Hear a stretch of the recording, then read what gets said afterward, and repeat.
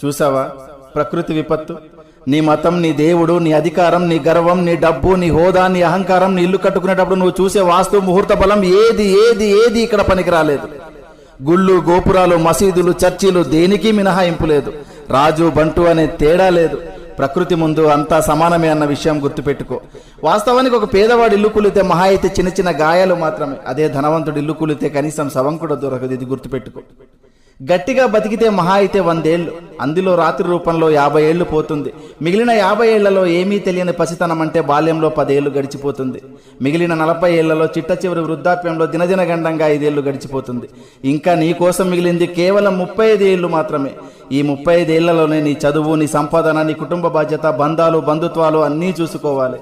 కాబట్టి జీవితం చాలా చిన్నది. ఇది తెలియక కులాలు, మతాలు, పార్టీలు అనే పగలు ప్రతీకారాలతో రగిలిపోతున్నారు. ఇది వద్దు.